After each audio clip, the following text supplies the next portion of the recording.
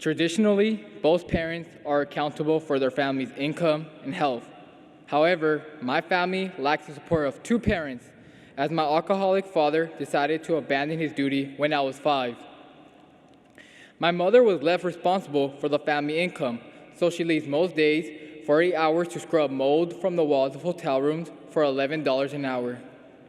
Since I was 8 years old, I have been my siblings' caretaker and responsible for the family's well-being. I have not always known what to do, but I always do something to make things easier for others. I cook for my 2 younger sisters and ensure their safety and education. Even when my mother's home, I must take on a leadership role because she only speaks Spanish and her education stopped at the 8th grade. Therefore, I aid my sisters in their studies by correcting their essays, helping with the memorization of vocabulary words, and tutoring them with math problems, just like my AVID instructors did for me. Education is my priority, not just my own, but my sisters too. I put my own free time aside to help them better organize theirs. I want them to have the best childhood I can provide for them, and it is not easy. I provide rest from a stressful day at work for my mother by handling her finances and ensuring bills are paid, assisting her with filing taxes and being aware where my mother's credit card statements are going by inserting her credit card. Yes. I also act as a translator for my mom when she is calling customer service, setting up appointments, or signing documents, since I am the most proficient in English. I do what I can, and after years of helping others, I knew I needed my own support guide so I could continue helping my family. I knew what I needed. I knew what I lacked. I lacked AVID, and I needed help to get to the places I couldn't guide myself. Some students are fortunate to have parents with a high school diploma who can provide educational support and encouragement. But I had no family support to help me with my studies at home. My single mother couldn't help me with my academics because she could not read, write, or speak English. In fact, I am the one called upon to tutor my siblings. This lack of support has made me self-reliant, but has made my education more difficult than most. Upon entering high school, I knew I wanted to go to college, but I had no clue how I would get there with my limited academic skills. Luckily, I was accepted into a program called AVID, Advancement via Individual Determination, whose objective is to prepare students to succeed in college. During my first year of high school, I had an awakening. My AVID teacher, Mr. Katani, showed me how high school is nothing like middle school. He taught me how to be a productive student by instilling the skills of interrogation, preparation, and accountability. Mr. Katani emphasized the idea of asking detailed questions.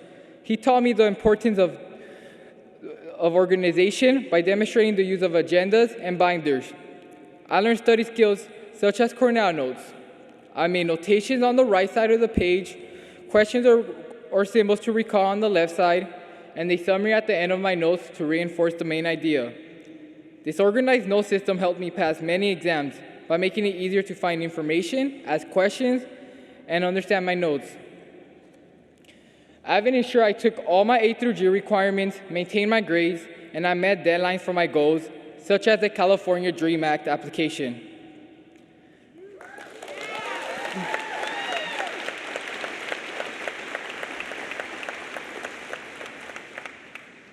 The most advantageous part of the program was the tutoring.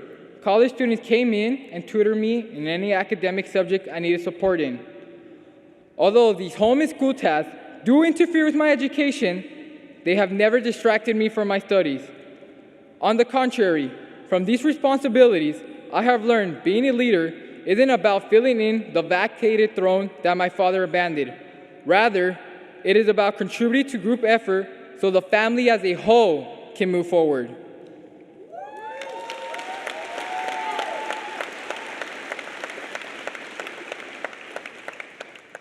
My sisters will surpass me in academics because they have me to lead them.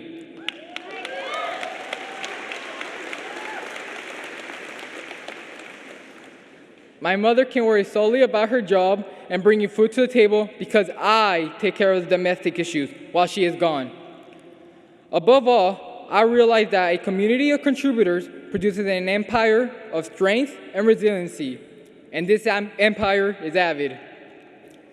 Avid gave me the map and the tools to one day build my own empire of education.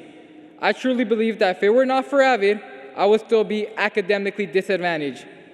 Avid has taught me to be committed, accountable, inquisitive, and resourceful. But mostly, it has taught me to turn discouragement into plans and to value a college degree. My family and I are so thankful for all the Avid teachers who have developed me into the student I am today. If my future could thank you, it would. Because come this fall, I will be at UC Santa Barbara majoring in computer science.